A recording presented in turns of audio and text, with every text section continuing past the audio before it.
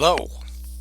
In this video we're going to be looking at Machinery Trader and their database. It's fully searchable and I'd like to make a run through for it to answer a lot of questions I get when people call me up asking about appraisals.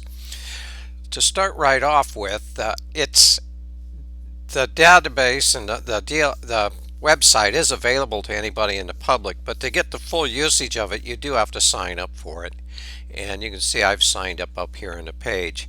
It also provides all kinds of information on top here.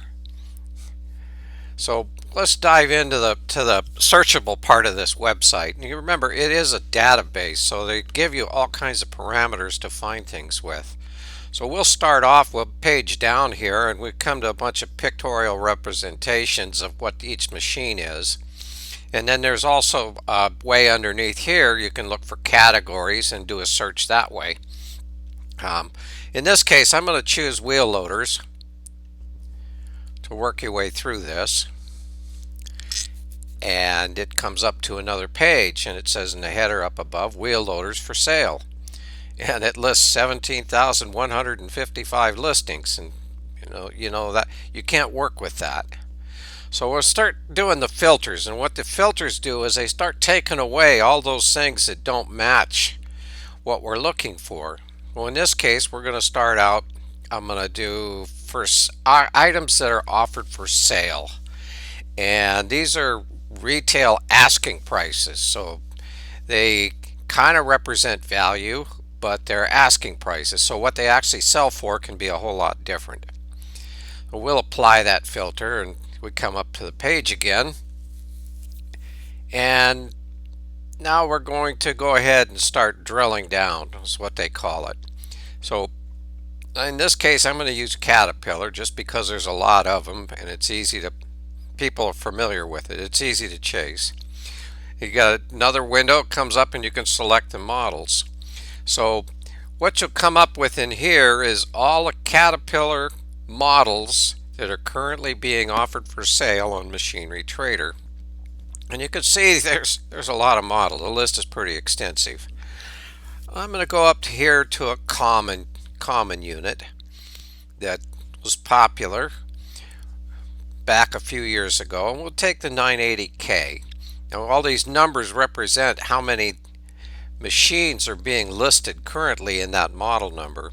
We'll apply that filter, close out, and we'll see what comes up.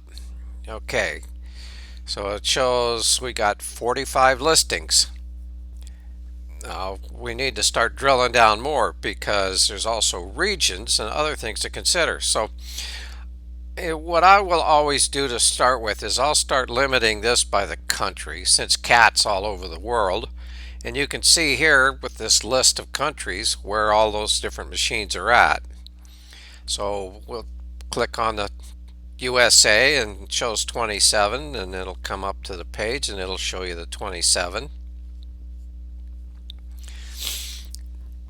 Then I'm going to kind of look around on this thing and see what all we have, and I see all kinds of different prices and stuff, and what I like to do is to sort that out so they're in one easy line.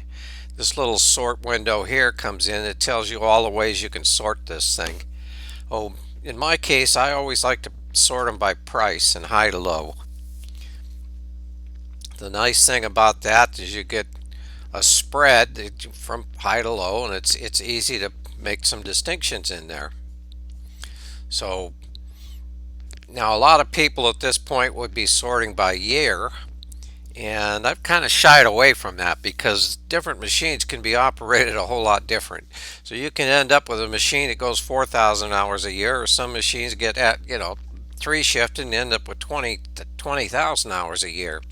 So what I'm doing here is I'm using the hours as my next filter. We're saying that after they get to so many hours they should all kind of be in the same condition. We'll come down here. We see there's some of these that are starting at 10,000 hours. I probably want to pick those up. So we use 10,000 as our bottom, and then if we page through here we see some of these at 19, 20, 20, 19, 27.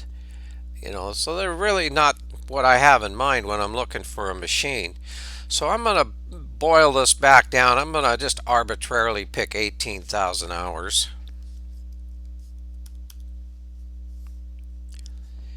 And let that search come through.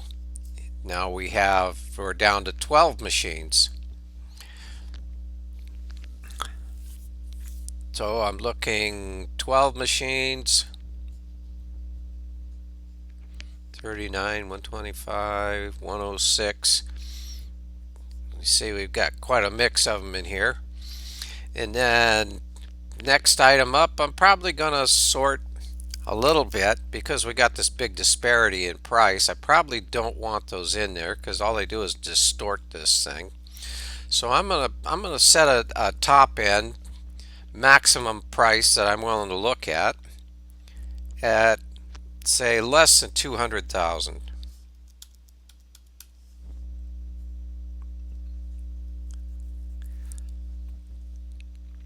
So now we got a spread.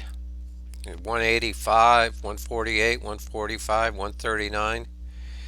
And we're all kind of in about the same range of hours. 13, 15, 13, 17. So that gives us a good idea of where we're standing on this. Now there's another feature in this thing. Oh, the other thing I was going to do is limit this by date. The date entered. So what I want to do is make this, I'm going to say 6 months or 180 days. We'll see where we come out here. Yeah, we come out to 5 listings. So 185, 145, 133, 124. Looks like a pretty good spread. So we can go down now further and do this high-low average, which is a really nice page that Machinery Trader did. It does all the math for you. So when you get into the page, the first thing you'll see is your search parameters. And it'd be wheel loaders, Caterpillar, 980K, less than 200,000. Hours 10,000 to 18,000. Country is USA. And the date ranges is greater than 9/22/24. So that's 180 days. Scroll down a little further and you come to a nice table. And what it's doing is it's showing your listings with all the math done for you. So you found 5 machines. If you click on that 5, it'll show you the 5 that it's using. A lot of times what I'll do is ask questions, why are they asking 185 for this? So I'll click into it, see what's going on, see what information they'll provide for me. There it has a list of what it has.